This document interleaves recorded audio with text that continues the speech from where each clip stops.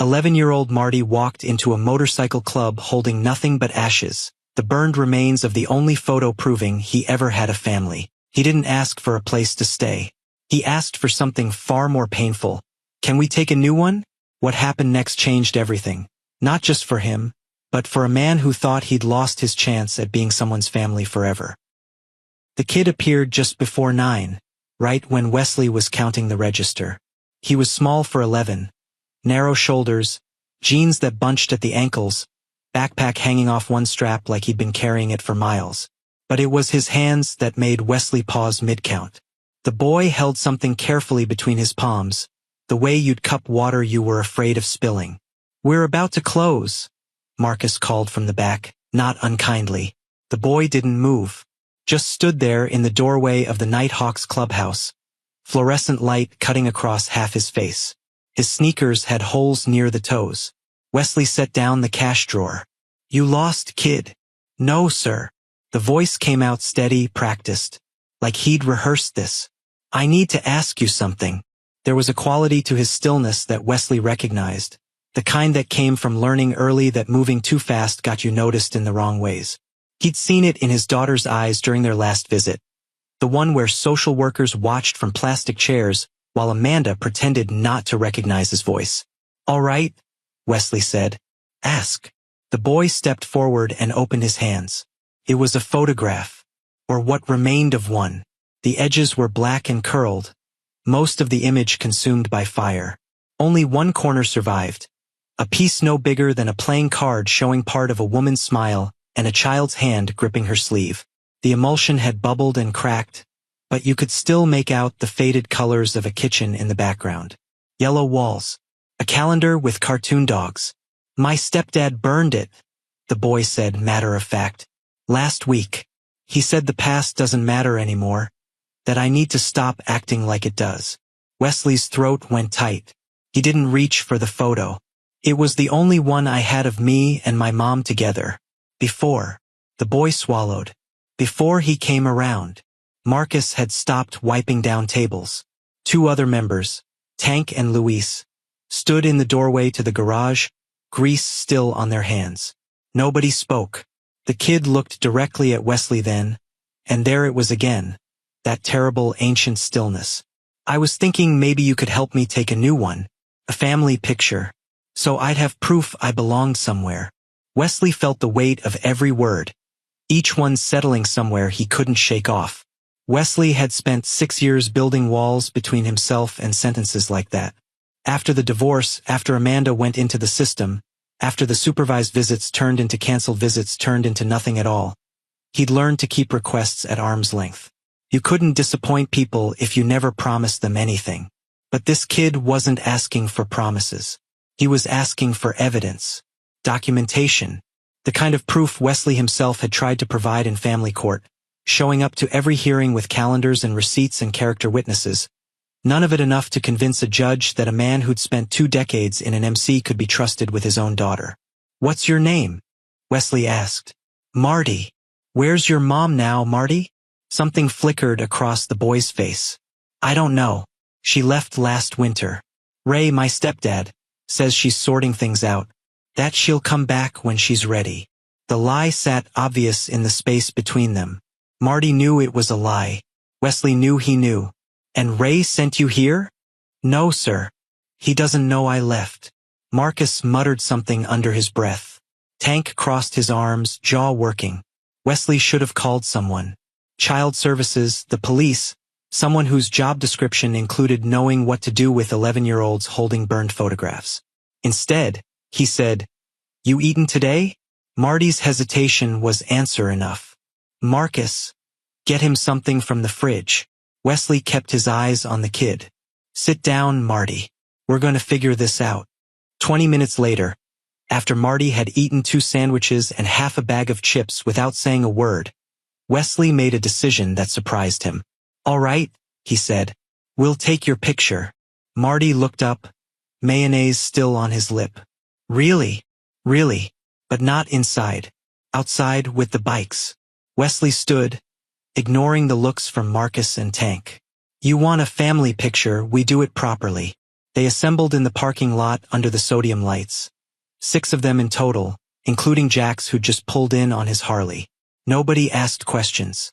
When Wesley said line up, they lined up. Marty stood in the center, uncertain.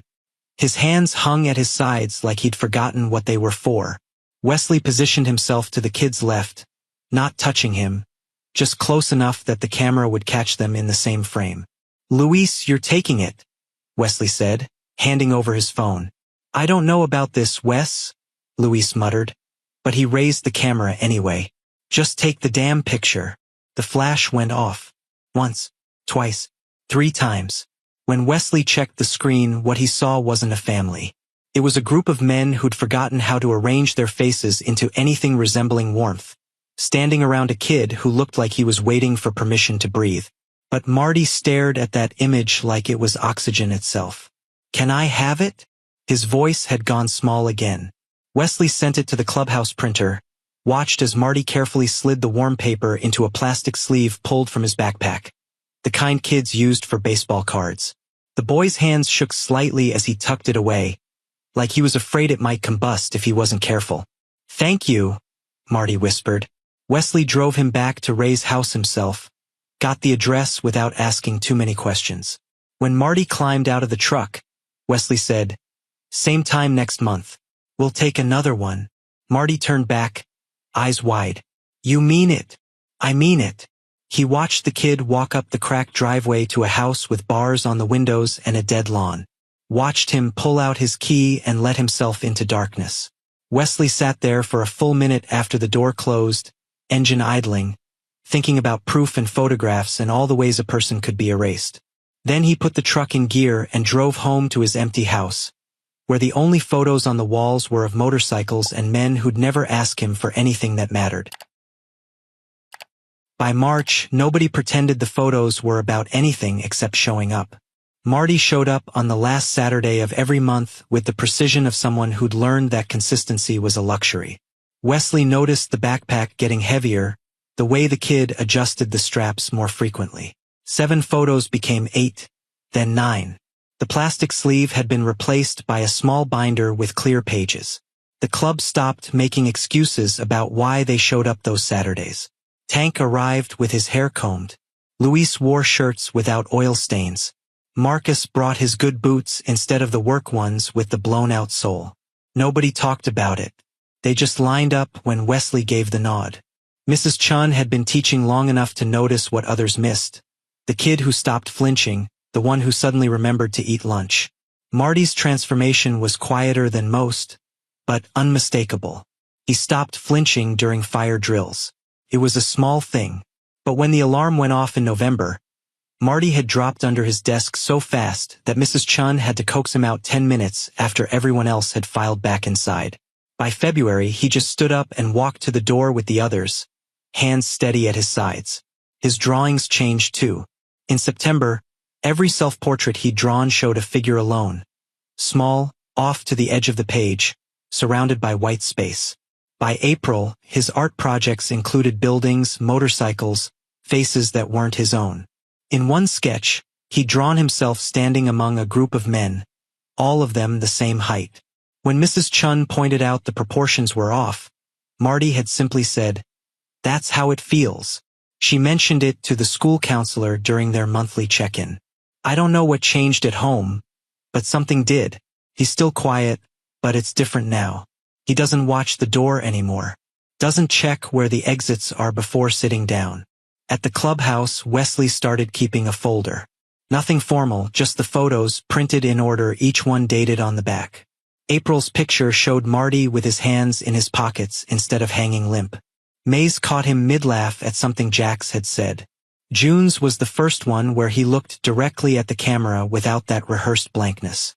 Ray noticed too, but his observations came with edges. "You're getting ideas," he told Marty one evening, voice flat in that way that made the kid's shoulders hunch. "Spending time with those bikers. Thinking you're part of something." Marty didn't respond. He'd learned that silence was safer than defense. "Boys who don't know their place end up disappointed," Ray continued, then walked away, leaving the threat hanging in the kitchen air. 2 weeks later, Marty showed up for the July photo wearing a t-shirt despite the heat. When he reached up to adjust his backpack, the fabric rode up, exposing a bruise across his shoulder blade, deep purple spreading into green at the edges. The kind that came from impact, not accident. Wesley saw it. So did Marcus. Neither of them said anything directly. Wesley had learned years ago that pushing too hard made kids shut down, and he couldn't afford for Marty to stop showing up. Instead, after the photo, Wesley handed him a disposable camera, the cheap kind from the drugstore with 27 exposures. "You can take pictures between our monthly ones," Wesley said, keeping his tone casual. "If you want."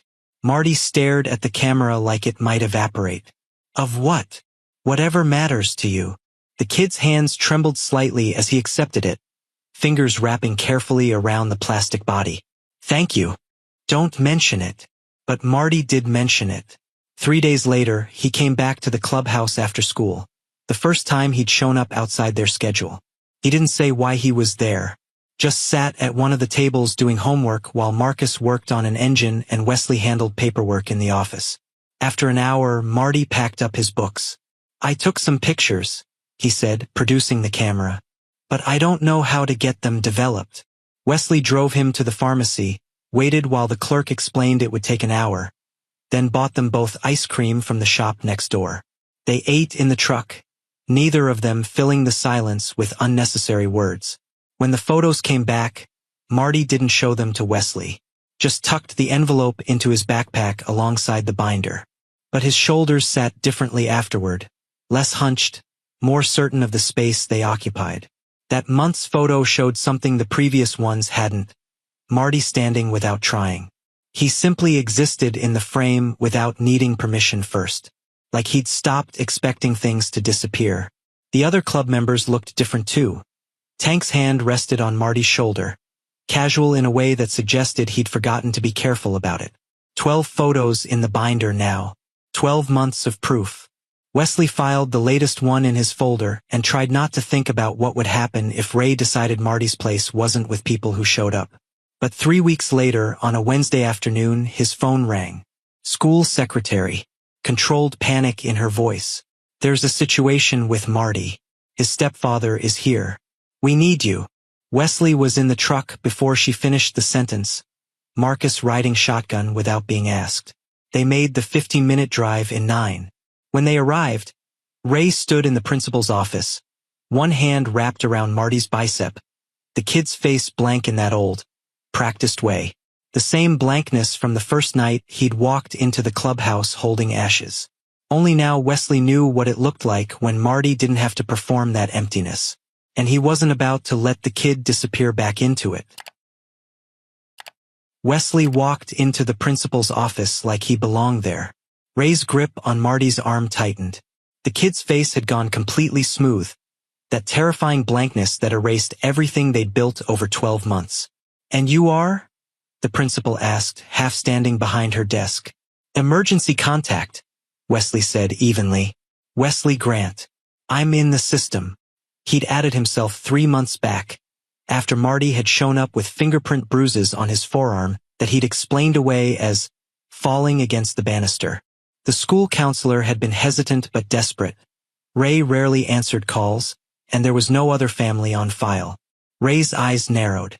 "You have no authority here. Neither do you, apparently."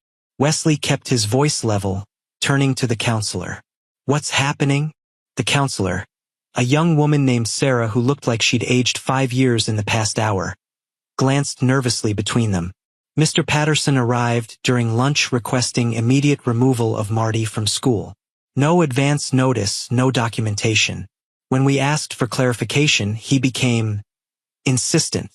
"I'm his legal guardian," Ray said. "I don't need permission to take my own kid." "Stepfather," Wesley corrected quietly. "And where's Marty's mother?" Ray's jaw locked. Something shifted behind his eyes. "That's none of your concern." "It became my concern when you made it mine." Wesley pulled out his phone.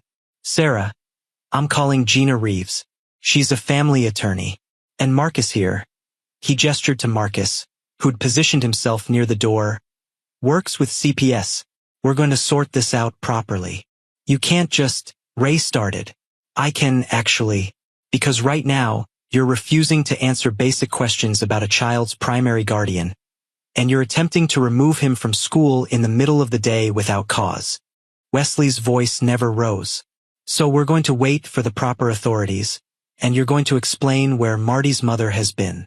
Ray's hand dropped from Marty's arm. She's traveling. For work. What kind of work?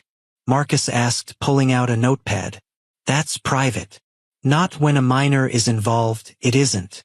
Gina arrived in 20 minutes, professional in a way that made the room's temperature drop.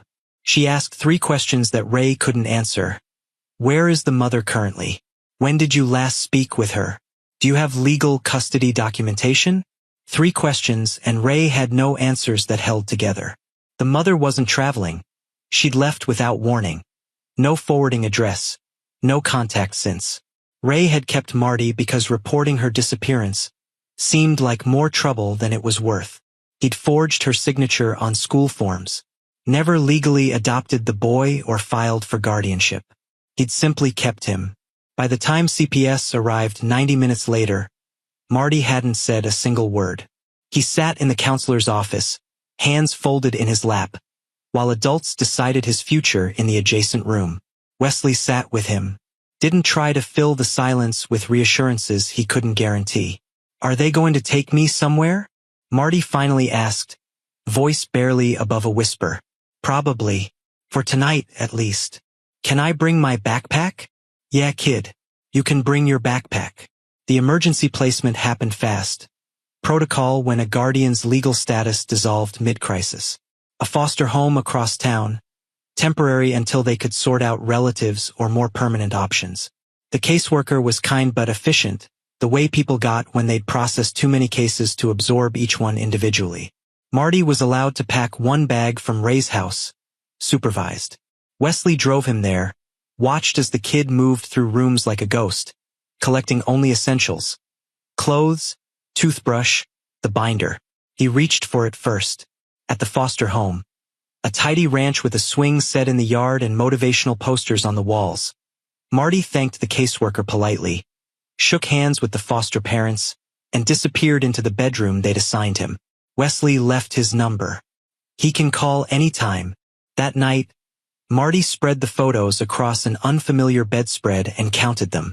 They'd taken 2 extras during good months. He arranged them in chronological order, studying each one like he was memorizing evidence. The foster mother knocked softly. You okay, honey? Yes, ma'am. She didn't push. But an hour later, she called the caseworker. He's not upset. That's what worries me. He's too calm.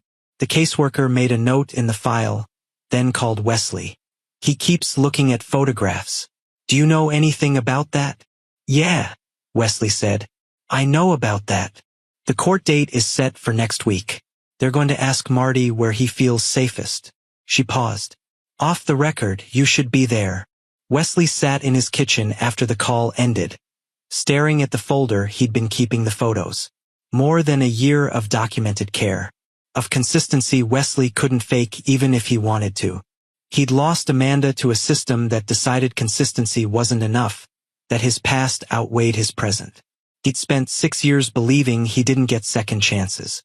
But Marty wasn't asking for a second chance. He was asking for the first one to count. Wesley opened his laptop and started typing an email to Gina. Subject line: Custody evaluation. What do I need? In a house across town, Marty pulled out the February photo, the one where Wesley's hand rested on his shoulder for the first time. He held it carefully, like the burned photograph he'd carried into the clubhouse a year ago. Only this one wasn't ashes. This one was proof that someone stayed.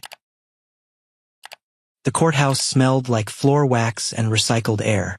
Wesley sat 3 rows back, hands folded, watching Marty at the front table beside his court-appointed attorney. The kid wore clothes the foster family had bought him, khakis and a button-up that was slightly too big. He looked smaller than he had in jeans and a t-shirt at the clubhouse. Ray sat on the opposite side with a public defender who looked like he'd rather be anywhere else. The stepdad kept his eyes forward, jaw tight. Gina had coached Wesley the night before. You're not a party to this case. You're a witness to Marty's stability and routine. Don't oversell. Let the evidence speak. The evidence sat in a manila folder on the attorney's table. Every photo they'd taken, dates written in Wesley's handwriting on each back, proof that couldn't be argued with. The judge was a woman in her 50s with reading glasses on a chain and tired eyes of someone who'd heard every excuse, believed none of them, and made decisions anyway. She reviewed the case file without expression, occasionally making notes. Ray's defense crumbled quickly under questioning. No, he couldn't provide proof of the mother's whereabouts. No, he hadn't filed a missing person report. No, he didn't have legal custody documentation.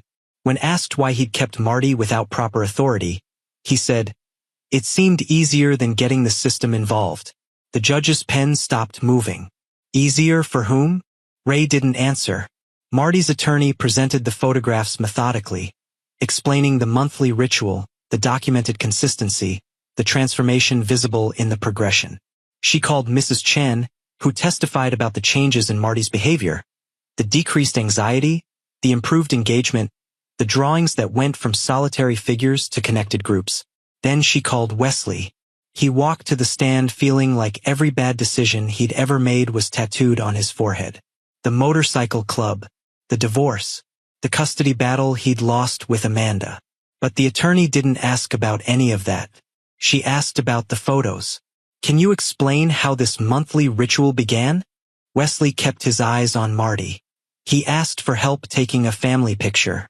"So we took one. And you continued for over a year. Why?" "Because he kept showing up.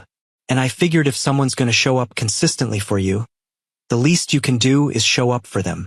The judge leaned forward slightly. "Mr. Grant, are you seeking custody of Marty?" Wesley's throat went dry. "If the court thinks that's appropriate, yes, ma'am. I've started the evaluation process. Do you understand the responsibility involved?" "Yes, ma'am. I lost custody of my own daughter years ago. I understand exactly what's at stake." The honesty seemed to catch the judge off guard. She studied him for a long moment, then nodded. "You may step down." The final testimony came from Marty himself. The judge's voice softened when she addressed him. "Marty, I need to ask you some questions. You can take your time answering." "Yes, ma'am." "Where do you feel safest?" Marty reached for the binder in front of him, the one he'd brought from the foster home, the one he'd been holding throughout the entire hearing. He opened it carefully, flipping through the plastic sleeves until he found the most recent photo. It had been taken 3 weeks ago, unscheduled. Marty had called the clubhouse in tears. Ray had destroyed the disposable camera and the photos it contained, said the kid was wasting time on stupid things. Wesley had simply driven over, picked him up, taken him back to the clubhouse. In the photo, Marty sat on Wesley's motorcycle, helmet too big on his head, grinning like the world had just expanded to include possibilities he hadn't known existed. Wesley stood beside the bike, one hand resting on the handlebar. He looked like he'd forgotten the camera was there. Natural in a way staged photos never capture. Marty held it up for the judge to see. "I already have a family," he said quietly. "We just had to take a picture so I could prove it." The courtroom went completely silent. The judge removed her glasses, studied the photograph, then looked at the progression of images in the file before her.